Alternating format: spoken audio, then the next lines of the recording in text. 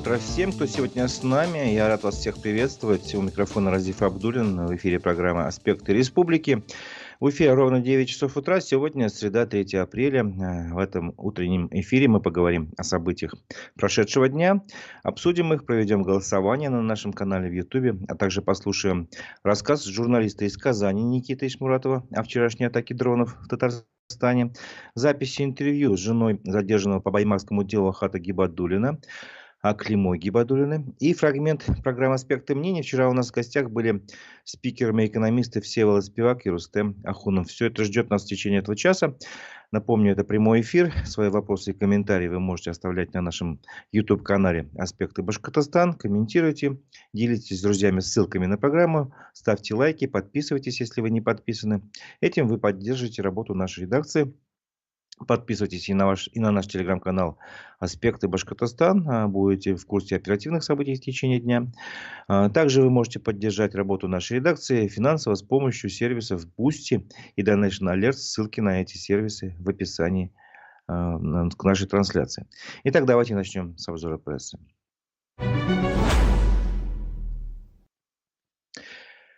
В ходе специальной военной операции погибли еще 5 военных из Башкортостана. Об одном погибшем в 2022 году редакция еще не сообщала, узнали только вчера об этом. Это Фарид Зарипов, уроженец Уфы. Он погиб при штурме Артемовска Бахмута 3 октября 2022 года. Вот. Боец ЧВК «Вагнер». А в эти дни, 1 апреля, простились в Туймазах с младшим лейтенантом Максимом Родионовым. В Бирске 28 марта простились с рядовым Маратом Ахунзяновым. 28 марта в этот же день в деревне Старобаскакова Кушнаренковского района простились с рядовым контрактной службы Айдаром Мингазовым. И 30 марта в Буздякском районе простились с Ринатом Хакимовым. В общем, вот число погибших из Башкортостана в ходе специальной военной операции достигло цифры 1714 человек. 1714. Вот. Тем временем такие тревожные сообщения вчера стали приходить рано утром из соседней республики, из Татарстана. Люди пострадали в результате атаки беспилотников на предприятия в Татарстане. Первыми об этом, одним из первых сообщила база. На территории зоны Алабуга упали 3 дрона. Сначала сообщил телеграм-канал «База». Там были выбиты стекла и двери в 2 зданиях местного общежития. Тут же достаточно быстро отреагировал глава Татарстана Рустам Минниханов на эту атаку беспилотников. Он сообщил, что утром на предприятии республики в Елабуге и Нижнекамске была совершена атака беспилотных летательных аппаратов. Серьезных разрушений нет. Технологический процесс предприятия не нарушен. В Елабуге, к сожалению, есть пострадавшие. Им оказывается вся помощь необходима. Об этом поговорим поподробнее. Мы решили связаться вчера тут же по горячим следам с нашим коллегой, журналистом Никитой Ишмуратовым, который рассказал нам то, что было на тот момент известно. Я думаю, это достаточно интересно. Давайте послушаем короткую запись. Подняли меня в 7 утра, прислала моя коллега. Есть вот такое видео, действительно видео. Была молодежь, летел какой-то по виду беспилотный летательный аппарат, они от него побежали, он упал, раздался взрыв. Непонятно, во-первых, каким образом беспилотник, мы все-таки 1200, наверное, километров от границы, от ближайшей с Украиной. Поэтому первая мысль была, что это фейк. Всем звонили, со всеми советовались, стали разбираться. В чатах действительно там в Нижнекамске люди делились, что пока их не пускают на производство и оцеплено какое-то место. Одна из женщин подтвердила, что она слышала что-то похожее на взрывы. Мы дали это как хлопки. И буквально, наверное, через полчаса пресс-служба главы Татарстана прокомментировала. Была атака, действительно попал. По виду, в жилой дом, двухэтажный такой панельный. По-видимому, это общага, как говорит и глава АЗС, особой экономической зоны Алабуги, записал видео с места. Вот, что, собственно, всем известно. Итак, это было мнение, впечатление казанского коллеги, журналиста Никиты Ишмуратова об атаке дронов в Татарстане. Действительно, я его могу понять. просыпаешься рано утром, тебе говорят, что на территории вашей родной республики идет какая-то атака беспилотников. Первая мысль — это фейк. Как так? До границы с Украиной примерно 1300 километров. Вот. И как бы как они могли долететь? Ну, об этом вот как раз можно будет немножко порассуждать. Вообще, число пострадавших при атаке беспилотников в Елабужском районе Татарстана, последняя цифра была 13 человек. Она все время как бы менялась в течение дня. Все это студенты Алабуга политех, об этом сообщила РБК со ссылкой на единую дежурную диспетчерскую службу. Вот. И каким образом, и что за дроны полетели, например, телеграм-канал Мышь опубликовал фотографию этих дронов. И по данным этого телеграм-канала, это украинский беспилотный ударный комплекс, разработанный украинской компанией «Укрджет». Вот. Он может нести на борту не менее 20 килограмм взрывчатки. Дальность полета у него до 800 километров. На вооружение вооруженных сил Украины он с 2020 года. Вот. Вроде бы 800 километров, да, это как бы мало, потому что расстояние 1300. Но потом ранее, значит, было сообщение министра цифровой трансформации Украины Михаила Федорова, что там разработали модели беспилотников, которые способны пролететь более 1000 километров. Вот. И как раз он отмечал, что при недавних украинских атаках на российские нефтеперерабатывающие заводы были использованы дроны с радиусом действия от 700 до 1000 километров. Но сейчас есть модели, которые могут пролететь и более 1000 километров, заявил министр. Так что, собственно говоря, неудивительно, видимо, все-таки достигли они каких-то таких вот, ну, скажем так, в кавычках, достижений в производстве. Вот. И напомню, что ранее беспилотники с территории Украины атаковали Новокуйбышевский завод, также нефтеперерабатывающий завод в Сызрани, в Рязани, в Нижегородской области, в Калужской области. Собственно говоря, вот такие цели были, значит, у вооруженных сил Украины. Также в Татарстане была попытка удара беспилотника по заводу Танека в Нижнекамске, но беспилотник попал в технологическую установку, после чего начался пожар, его удалось ликвидировать. Вот. И мэр Нижнекамска Рамиль Мулин подтвердил такую попытку атаки нефтезавода. Этот беспилотник был обезврежен системой радиоэлектронной борьбы. Пострадавших и разрушений нет, сообщил мэр Нижнекамска. Что еще интересного про вот эти беспилотники?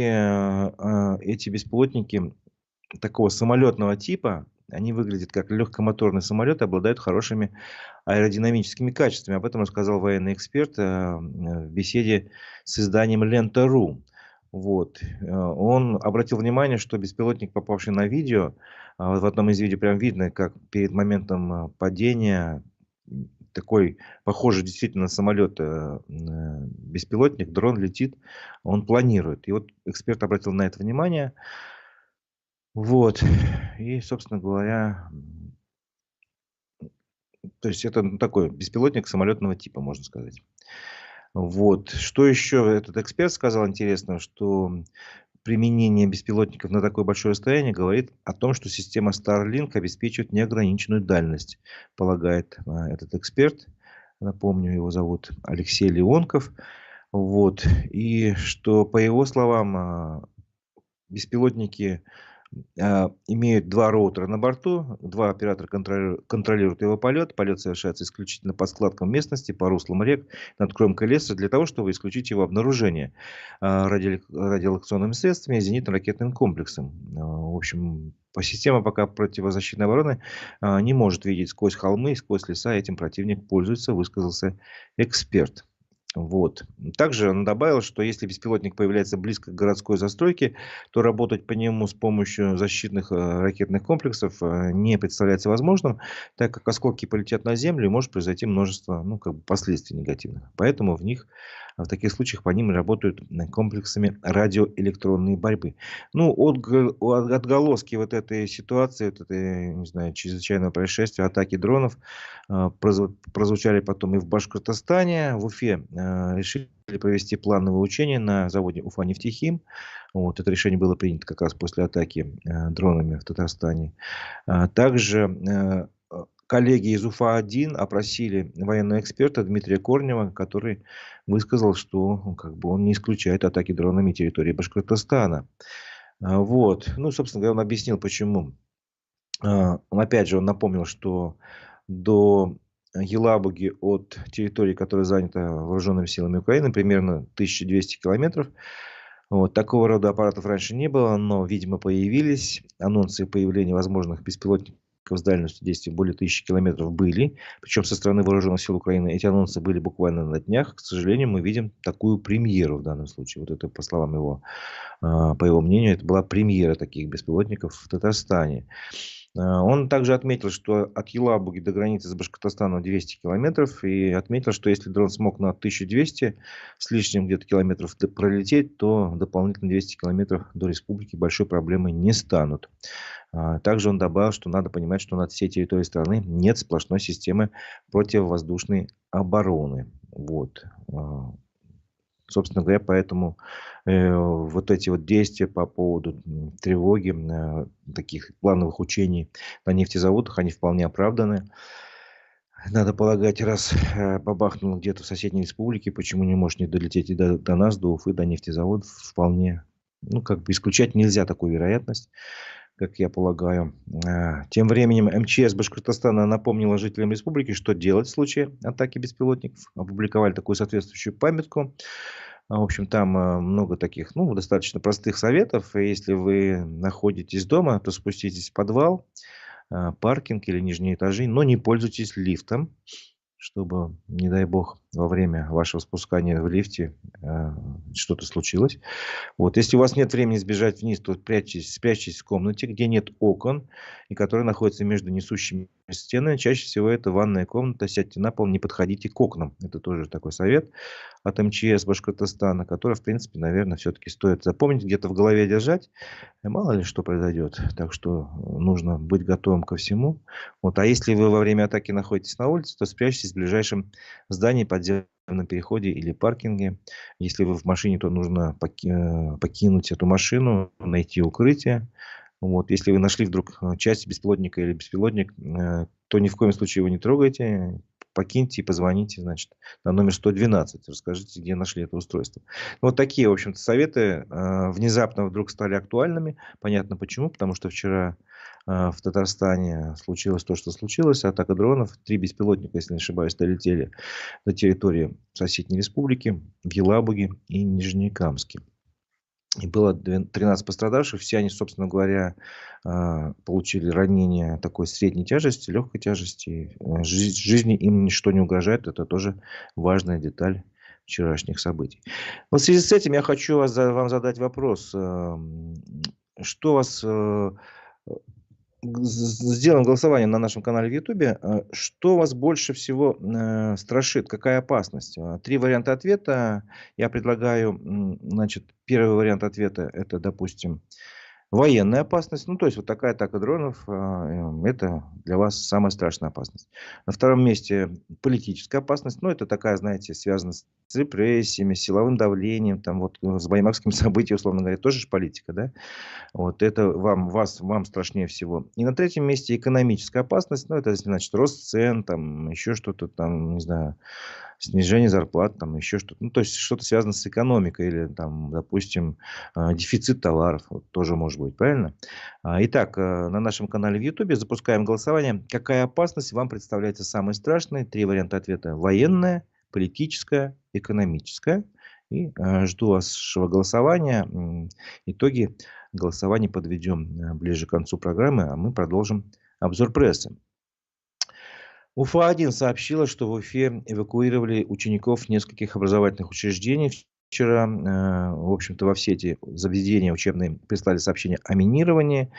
И эвакуировали учеников Уфимского профессионального колледжа, аж 4 школ, 110, 1, 7 и 26, сообщил УФА-1.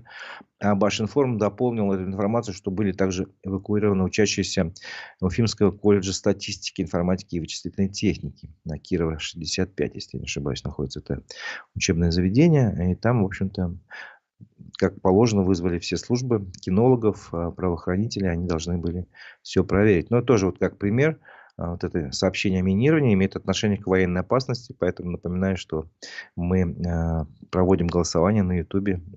Я вас спрашиваю, какая опасность вам представляется самой страшной? 3 варианта ответа: военная, политическая, экономическая. Вот. Тем временем военкомат республики планирует отправить из Башкортостана в весенний призыв более 5500 новобранцев. Об этом сообщил военком Башкортостана полковник Михаил Блажевич. И, соответственно, об этом рассказал Башинформ. Что важного из его заявлений, этого военкома, что призывники, он отметил, что призывники не будут служить в зоне проведения специальной военной операции. При этом ими укомплектуют все виды и рода войск, а также воинские части других федеральных органов исполнительной власти. Но, видимо, имеется в виду Росгвардии. Перед этим юноши пройдут специальную подготовку. Ну вот процитирую его слова. Сразу хочу отметить, что мероприятия предстоящего призыва никак не связаны с проведением специальной военной операции на Украине. Как и ранее, призыв будет осуществляться в плановом порядке с 1 апреля по 15 июля.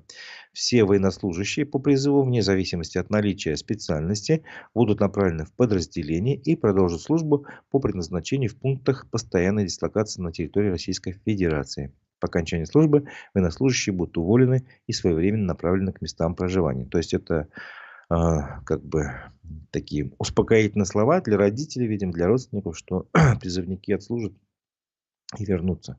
Ну, мы все знаем, конечно, что сейчас закон позволяет призывников через какое-то время подписывать контракт. В то же время места службы там возле границы могут быть, в той же Белгороде, например, вполне возможно. Это же не территория военных действий считается, да, а там все-таки достаточно опасно. Ну, это как бы просто как моя ложка дегтя в бочку меда, что ли, можно сказать. Ну, надо смотреть в глаза как бы реальности трезво и прямо. Продолжим обзор прессы. Башкирские депутаты внесли в Государственную Думу законопроект о проверке счетов иноагентов. Это очень интересный законопроект, а сейчас объясню почему. В законопроекте предлагается обязать банки выдавать справки о счетах граждан и организаций по запросам региональных управлений Минюста России. Об этом рассказывает РБК Уфа. Сейчас такие справки могут запрашивать только министр юстиции России и его заместитель. Ну, то есть буквально несколько человек могут просить банки дать им справки как со состояния счетов граждан и организаций. И все это как бы делается в целях контроля за деятельностью иноагентов. То есть, по большому счету, вот как бы касается только иноагентов. Так, как бы сейчас такой порядок. Вот. А башкирские депутаты пошли дальше. Они предлагают, значит, спустить уровень принятия решений уже на уровень регионов, ну, в данном случае на уровень Республики Башкортостан, чтобы Минюст Республики, управление Минюста Республики могло запрашивать справки, но не только в отношении иноагентов, но и обычных граждан. То есть буквально всех и каждого. В общем, вот я читаю, да, сообщение РБК Уфа. В тексте законопроекта предлагается не ограничивать право запрашивать справки по операциям, счетам и вкладам только иноагентов. В документе указано, что такие сведения органы Минюста смогут запрашивать в отношении любых физических и юридических лиц, но в целях осуществления государственного контроля за деятельностью иностранных агентов. То есть ты еще не являешься иноагентом. Тебя просто подозревают. Ну, я так полагаю, такая логика, да? Вот давайте спросим банк на уровне республики, что за движение. Может быть, он получил гонорар от иностранного, там, не знаю, журнала, условно говоря, да? Или ему родственник за границей прислал деньги, ну, я не знаю, из Казахстана. Вот. Это все может стать поводом, по крайней мере, раньше было таким способом. Любая формальная такая проводка иностранных денег могла стать поводом для включения гражданина в список иноагентов. И вот это как раз та политическая реальность и та политическая опасность, которая, на мой взгляд, как бы вот, ну, вот, одна из опасностей нашего времени, которых вы можете опасаться. Почему говорю об опасностях? Я напоминаю, что у нас идет опрос в Ютубе, в чате. Какая опасность вам представляется самой страшной? Вот так, военная, политическая или экономическая. Выбирайте сами. Чего вы больше опасаетесь? Итоги подведем ближе к концу программы. Вот. И продолжаем, значит, мы обзор прессы. А вы, пожалуйста, голосуйте. Экологический активист Буранбай Аскаров обратился к председателю Следственного комитета России Александру Бастрыкину и потребовал возбудить дела в отношении провокаторов и должностных лиц после событий в Баймаке. Какова его логика? Он говорит о том, что в соцсетях есть много видеоматериалов, где видно, что сотрудники правоохранительных органов республики начали провоцировать гражданских лиц, собравшихся на законном основании около здания Федерального суда на оглашение приговора экологическому активисту Фаилю Алсыну, напомню, ныне включенному в список экстремистов Росфинмониторинга. Вот. И по мнению Буранбая Аскарова, сотрудники полиции в нарушении требований закона спровоцировали так называемые массовые беспорядки, по его словам, с целью создания видимости бурной деятельности и фактически ввели в заблуждение людей, объявив в громкоговорителе о том, что в 15 часов того же дня состоится пересмотр приговора Алчинова, тем самым не дав возможности гражданам разойтись. Ну и заканчивая эту тему, вернее, не заканчивая, продолжая эту тему, он еще сказал, что фактически преступное бездействие должностных лиц и породило эту ситуацию, когда отцы семейств незаконно арестованы, и при этом, как говорят их родственники-адвокаты, с ними каких-либо следственных действий не производится. При этом аресты продлеваются автоматически через суды различных инстанций республики.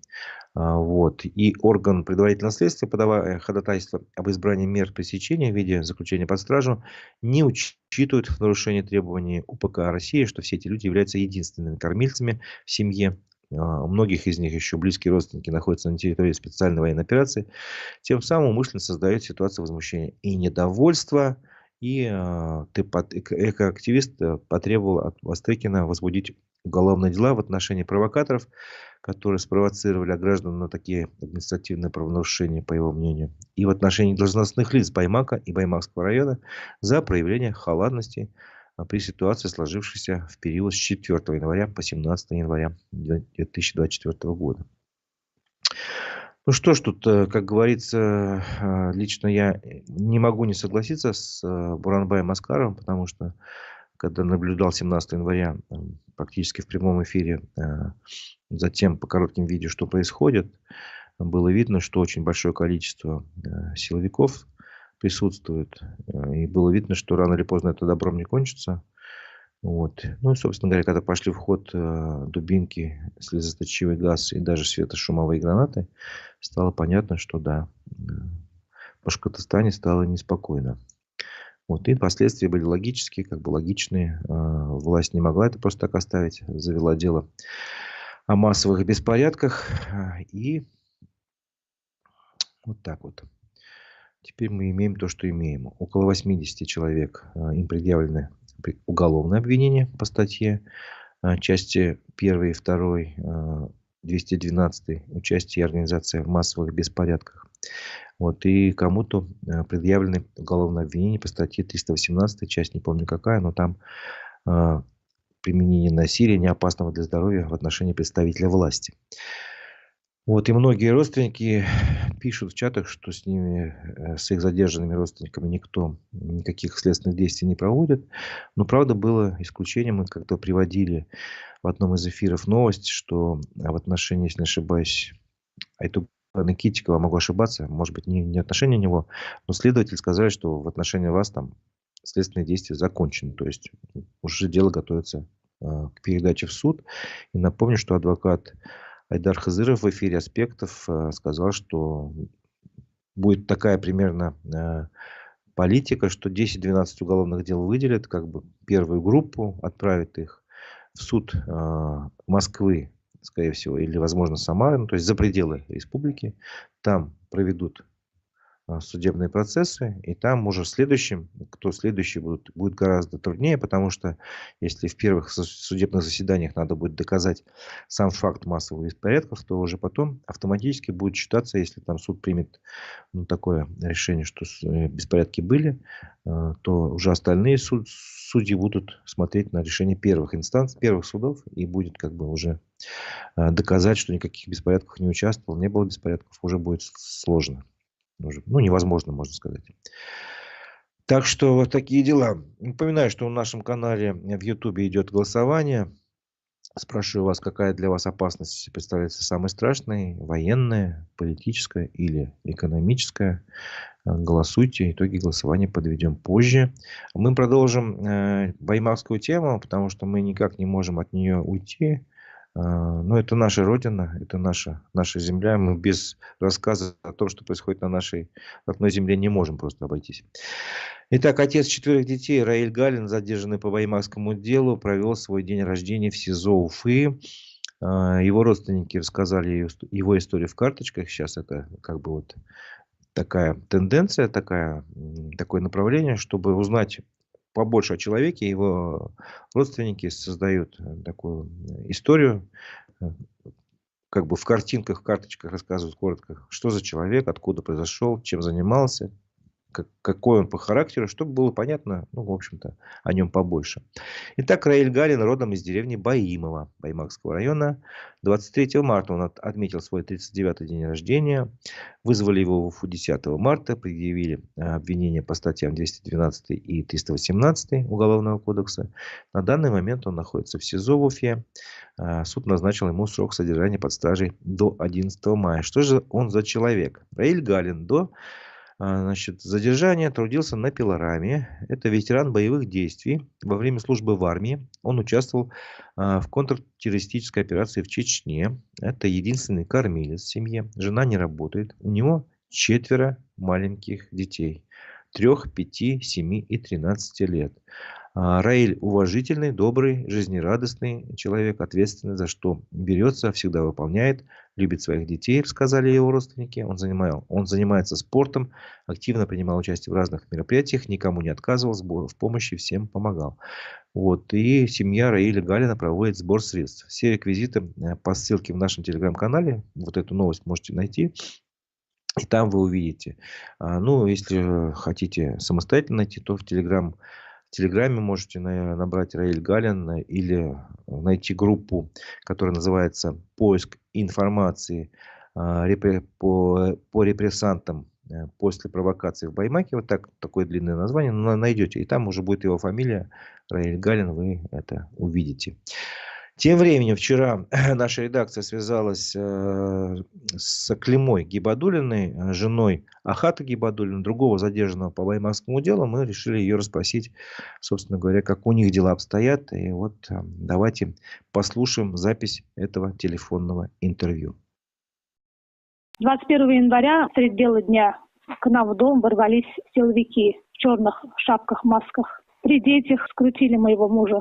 Младший сын начал плакать, он испугался очень сильно. Все произошло очень быстро. При задержании у него изъяли телефон, одежду, в которой он был там в Баймаке, и увезли в неизвестном направлении. Приехали 2 машины. Ночью того же дня мой муж вернулся домой на такси. Бледный, такой молчаливый. Сказал, что он просто отдохнет, поспит. Завтра ему в суд. Сказали приходить. Оказывается, его сначала допрашивали в городе Сибай, потом увезли в Баймак, допрашивали там. Потом в Баймаке ему стало плохо, сердцем плохо стало. Потом его повезли силовики в Баймакскую центральную городскую больницу. ЭКГ было очень плохим.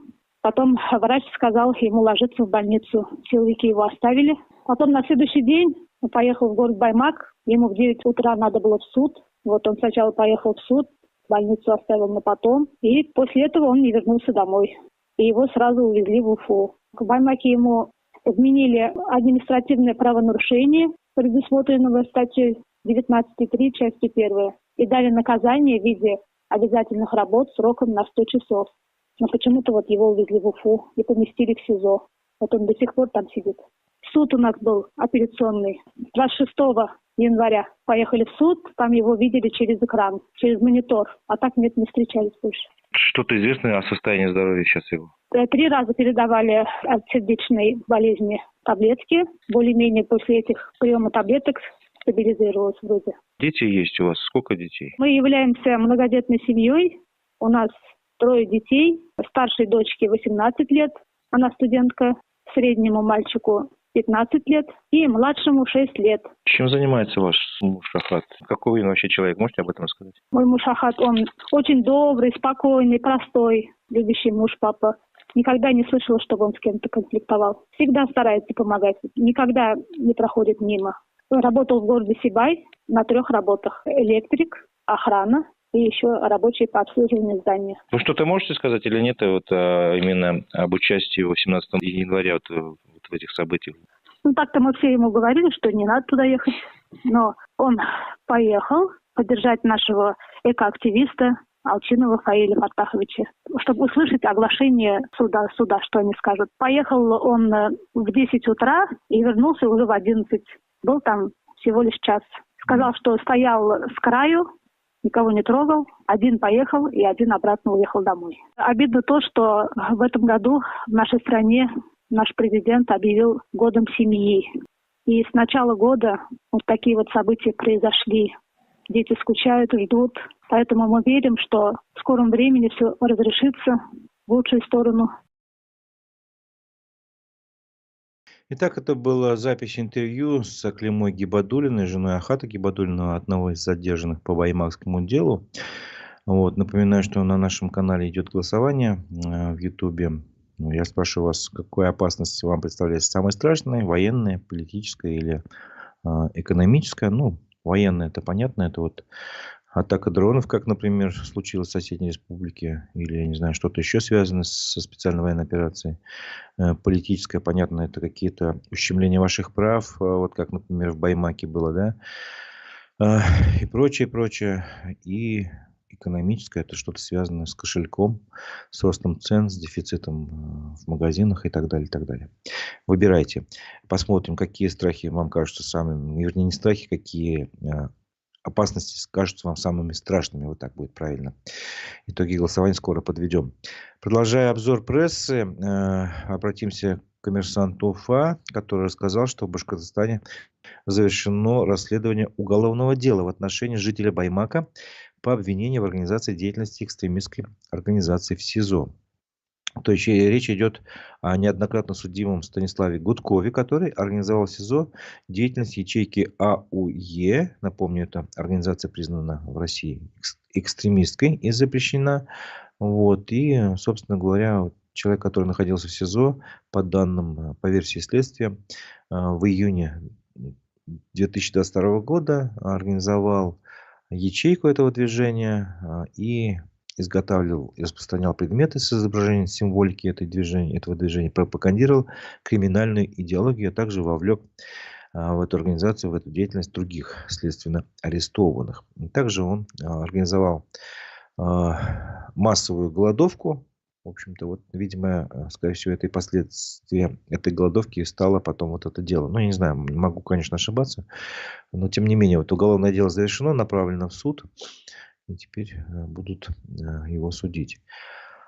Тем временем вчера состоялось заседание апелляционной инстанции по делу Рамили Саитовой Галим. Напомню, она внесена в реестр экстремистов и террористов Росфинмониторинга. Вот, Верховный суд Башкортостана вчера собирался по апелляционной жалобе. Об этом сообщает коммерсант Уфа. И, собственно говоря, он оставил без изменения приговор первого суда, первой инстанции Кировского районного суда Уфы, который, напомню, в декабре прошлого года приговорил Рамилю Саитову к 5 годам колонии общего режима. Напомню, ее признали виновной в публичных призывах к осуществлению деятельности, направленной против безопасности государства. Если конкретно, она разместила в Ютубе 2-минутное обращение к мобилизованным жителям Башкортостана, в котором содержались призывы к дезертирству. Так было, значит, судом установлено. И суд запретил, помимо того, что приговорил ее к лишению свободы, запретил ей заниматься деятельностью, связанной с администрированием сайтов на срок 4 года. Ну, понятно, в общем-то, чтобы в интернете ничего она не писала больше 4 года, как минимум. Защита заявила, что будет обжаловать это решение в кассации. Ну, я думаю, как бы можно к гадалке не ходить. Кассация, скорее всего, тоже решение суда не изменит. Вот, давайте теперь от этих судебных политических тем перейдем к экономике. Вчера у нас в гостях в студии, ну не в студии, а на связи были в программе «Аспекты мнений» экономисты Всеволод Спивак и Рустем Ахунов, и мой коллега Дмитрий Колпаков с ними пообщался. Вот давайте кусочек этого общения сейчас и посмотрим. 4 апреля будет отчет правительства в Госсобрании Башкирии. Какие ваши ожидания по этим планам? Что вы хотите там услышать? Ну, я полагаю, что это будет традиционный отчет о результатах деятельности в 2023 году. Надо сказать, что я провел собственный анализ итогов 2023 года для Башкортостана по ключевым секторам экономики. Поэтому для меня будет интерес сравнить свое видение результатов с видением правительства. Ну, очевидно, что видение правительства оно будет более позитивным. Действительно, экономика закончила в плюсе. Промышленность показала хороший результат. Надо сказать, что, например, российская промышленность после введения санкций выросла на 5,5% за 2 года. Ну, достаточно успешная реализация национальных проектов. Я думаю, что будет озвучена во многих сферах, реализованные проекты. Все, вот ваши ожидания. Мои ожидания, что относительно того, что будут сказаны, они совпадают с Рустемом. А вопрос, что за этим стоит? Смотрите, мы говорим о росте экономики. Рост экономики. В 2018 году ВРП Башкирии был 1 740 000 000. В 2023 году, по ожиданиям, в феврале Назаров сказал, что ВРП республики в 2023 году 2 300 000 000 000. То есть получается, что инфляция за это время превысила 40%, а ВВРП выросла на 33%. При том, что деклятор ВРП в последние 2021, 2022, 2023 году существенно превышал инфляцию. Если цифры, которые приводил Назаров, 2 300 ВРП республики, правильно, это означает, что за 5 лет управления республикой, ВРП республики снизилась на 5-15%. Это провал, это кризис. Я думаю, что цифра 2 300, которую утвердили депутаты в октябре 2022 года и которую озвучил Назаров, она категорически неправильна. Я ожидаю, что ВРП республики будет 2 450, 2,5, что будет означать там рост за 5 лет 3-4% в реальном выражении. И при этом надо иметь в виду, что каждый год правительство отчитывается о росте экономики. Но недавно вышли цифры Госкомстата, которые показали, что по результатам 4 лет управления нашей республикой, новой командой, это 19, 20, 21, 22 год, ВРП республики выросло на 1,1, 1,2%, что означает за 4 года, не каждый год, а за 4 года, что означает рост примерно 0,25%. Это в десятки раз ниже, в 10-15 раз ниже общемировых темпов роста. Это в 4 раза ниже, чем темп роста в целом по ПФО, в 4 раза ниже. Можно, наверное, говорить о том, что несмотря на санкции, СВО, мы выстояли героически, не допустили падения. Но говорить о развитии, о чем нам говорят, конечно, не приходится. Если мы говорим об инвестициях, то инвестиции по отношению к 2018 году на самом деле росли опережающим темпом, они даже выросли больше, чем в 2 раза, но надо понимать, что 17-18 год инвестиции резко упали почему-то. Ну, это уже другая история, я, честно говоря, ее не вникал. Даже если говорить о том, что инвестиции немножко выросли по отношению к 17-18, реальные инвестиции в 2018 году, то возникает вопрос, а ВРП почему не растет? То есть означает ли это неэффективность инвестиций? И мы видим, что республика на самом деле разработала и внедрила огромные программы поддержки инвесторов, но инвестиции, мы забываем о том, что инвестиции — это ведь не конечный продукт. Это лишь индикатор, опережающий индикатор экономического развития, который должен вырасти в создание продукта. Если инвестиции за счет мер господдержки растут при дефицитном бюджете, а продукт не растет, это вопрос об эффективности инвестиций. Из нас троих только, по-моему, Рустем будет в четверг возможность задать такие вопросы. А давайте все вот мы как бы какие-то вопросы сейчас посоветуем, порекомендуем. У меня вопрос. У нас ВРП республики почти в 2 раза ниже. ВРП Татарии там плюс 7-80% от нашего. И почему в этих условиях за 4 года, это те цифры, которые доказаны, почему мы не растем? Почему мы стоим на месте? Даже в эпоху Брежнева был всегда рост. Нам скажут, СВО. Но здесь ошибка глубокая. Во время масштабных военных конфликтов обычно, если не происходит занятие территории, отчуждение территории, ВВП стран растет. ВВП стран растет. В 41-м, 42-м, 43-м, 44-м году ВВП Англии, Германии, Италии росло. В СССР ВВП упал только в 42-м году, когда мы потеряли очень много территорий. А в 43-44-м тоже росло. Почему Башкирия стоит на месте? Первый вопрос. Второй вопрос. На самом деле, вот они считали в октябре цифру 2 300 000 000. По моим оценкам, они ошиблись так процентов на 7-8. Это как они считают цифры, если они так ошибаются в рамках одного периода? Это же просто не логично. Ну, посмотрим через год, но я думаю, что они ошиблись очень существенно. Как они вообще что-то планируют, если они могут за 2 месяца следующего года на 7-8% ошибиться в расчете ВРП? Приму к сведению. Я планирую сформулировать вопрос для премьер-министра. Но позвольте я вот сформулирую твою точку зрения по поводу того, что сказал Всеволод. Первое, что касается валового регионального продукта и его динамики. Вот мои расчеты показывают, что я брал период 33 года. Реальный рост экономики действительно составил 1,19.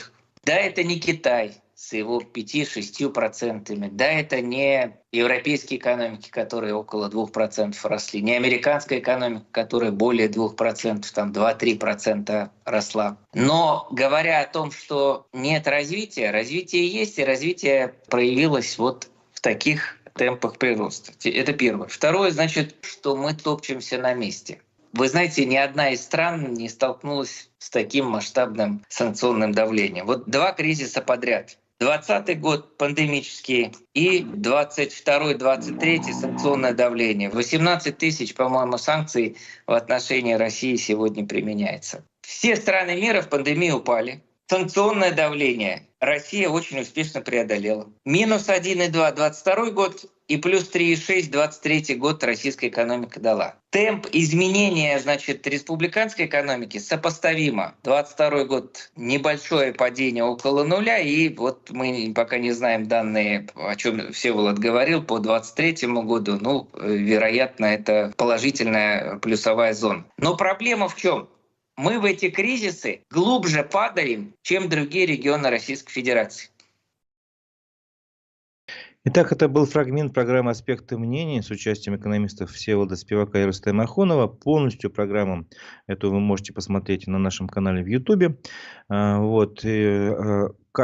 Можете подкаст услышать, ну, запись программы на нашем телеграм-канале «Аспекты Башкортостан». Так что советую посмотреть. И напоминаю, что на нашем канале в Ютубе в чате идет голосование. Я вас спрашиваю, какая опасность вам представляется наиболее страшной? Военная, политическая или экономическая? И, собственно говоря, скоро итоги голосования подведем. Смотрю, у вас тут активно идет комментирование. Комментируйте, что вы, может быть, что-то интересное мы вынесем и в нашей программе расскажем об этом. А пока продолжаем обзор прессы. В Балтачевском районе жители двух деревень жалуются на бездорожье. Жители деревень Мишкина и Начарова каждый год сталкиваются с этой проблемой. Об этом сообщает МКСЭД.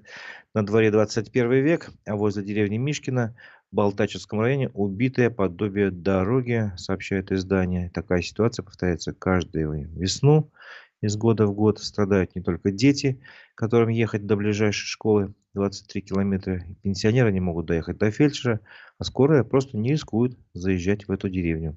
Похожая ситуация в деревне Начарова. Люди там выживают. Но самое страшное то, что в деревне почти одни старики и инвалиды в преклонном возрасте, а при въезде в деревню Начарова дороги нет.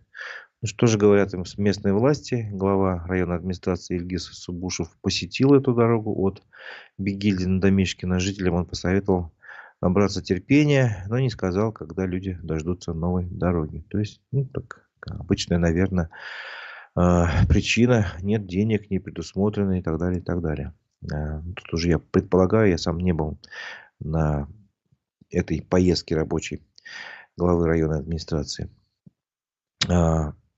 Касательно денег. Контрольно-счетная палата Башкортостана за прошлый год выявила нарушение на сумму 12,8 миллиарда рублей. Вот они где денежки, собственно говоря. Сумма, правда, выявленных нарушений оказалась меньше, почти на треть, чем в 2022 году. Об этом сообщил РБК Уфа. В 2022 году было выявлено нарушение на 19,5 миллиарда рублей.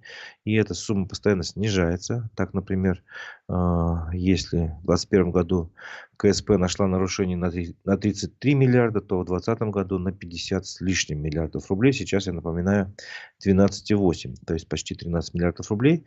Самая большая доля нарушения приходится на нарушение при ведении бухгалтерского учета, составление отчетности финансовой бухгалтерской. Это 57%. Или более 7 миллиардов нарушений. На втором месте это неучтенное в реестрах имущество муниципалитетов. Это доля таких нарушений 36,5% или почти 5 миллиардов рублей. И на третьем месте нарушения при формировании бюджетов почти полмиллиарда рублей или 4%. Дальше идут уже более, так сказать, мелкие суммы и мелкие доли. В том числе нашли такие нарушения, как неэффективное использование средств нарушение в сфере закупок, нецелевое использование бюджетных средств, нарушение при реализации инвестиционных программ. Собственно говоря, инспекторы, контролеры КСП внесли представление. После их рассмотрения были устранены нарушения на 10,2 миллиарда рублей. Вот. Не совсем понятно, получается, большинство нарушений было устранено, а тогда где-то 2 миллиарда, получается, как будто бы не устранено. Ну, вот я, если так правильно понимаю, я думаю, об этом мы еще спросим в следующих программах с участием экономистов. Вот. А теперь пора подводить итоги голосования. Напомню, что я спрашивал вас, какая опасность вам кажется наиболее страшной, военная, политическая, экономическая. И вот что вы ответили. Давайте посмотрим в чате в нашем. Так. Итоги голосования. Итак, на первом месте военная. Все-таки людей больше пугают дроны, снаряды, смерть, я так понимаю, специальной военной операции. 53% так ответили. И на втором месте политическая опасность представляет самый страшный. Это репрессии, вот это силовое давление, ограничение прав и свобод граждан. 36% считают это самым страшным сегодня. И вот только на третьем месте экономическая опасность, рост цен, дефицит и прочее. Это 9% так считают. Спасибо большое за голосование. На этом наша программа еще не завершена. Я хочу вас познакомить с вечерним выпуском новостей телеграм-канала «Эхо Новости». Итак, давайте узнаем, что же произошло в мире и в России за прошедшие сутки. Житель Харьковской области погиб в результате российского обстрела. Кроме того, ранен ребенок, утверждают местные власти. Также 18 человек пострадали в результате ракетной атаки на Днепр со стороны России. 12 из них, в том числе 5 детей, госпитализировали. В МВД сообщили, что в городе повреждены детский сад, колледж и предприятия. Министерство обороны Казахстана отвергло утверждение депутата Госдумы Андрея Гурулева о том, что дроны, атаковавшие утром объекты в Елабуге и Нижнекамске, могли быть запущены с территории Казахстана. В ведомстве объявили, что такие инсинуации направлены на дискредитацию республики. МВД за время специальной военной операции задержало 438 человек по делам о поджогах административных и железнодорожных объектов, отчитался глава ведомства Владимир Колокольцев. Ранее представители МВД говорили, что фигурантами нередко оказываются жертвы телефонных мошенников. Тем не менее, подозреваемых обвиняют в том числе в терроризме. В российском военно-морском флоте серия назначений. Главнокомандующим утвержден Александр Моисеев, а Черноморский флот возглавил Сергей Пинчук. О причинах перестановок официально не сообщается. Отставка предыдущего главкома Николая Евменова произошла на фоне потерь на Черном море кораблей от ударов украинскими морскими дронами. Госдума приняла закон, запрещающий увольнять вдов погибших участников специальной военной операции в Украине. Трудовые гарантии будут действовать в течение года после смерти военного. Исключение предусмотрели для тех, кто за это время многократно нарушит трудовую дисциплину или выйдет замуж. Рекордное количество российских миллиардеров вошло в список самых богатых людей планеты, подготовленный журналом Forbes. Среди почти 3000 участников рейтинга 125 россиян, самый состоятельный из которых владелец Лукойла Вагит Алекперов. В тройке лидеров президент Луис Виттон Бернар Арно, основатель Теслы Илон Маск и создатель Амазон Джефф Безос. 29 рабочих погибли, еще один пострадал в результате пожара в ночном клубе Стамбула. Причина появления огня в закрытом на ремонт заведении пока не установлена, сообщают местные власти. Задержаны 6 человек, в том числе менеджер клуба. Это был вечерний выпуск новостей телеграм-канала «Эхо Новости». На этом наша утренняя программа завершается, но наша работа нет, и мы ждем вас снова в 11 часов на нашем канале в Ютубе «Аспекты Башкортостан». Будет программа «Аспекты мнений». Ее гостем станет журналист Алексей Мельников из Оренбурга. Узнаем, как живут наши соседи во всех смыслах. Вот, так что ждем вас в 11 часов. А я с вами прощаюсь. У микрофона был Разиф Абдуллин. До новых встреч в эфире.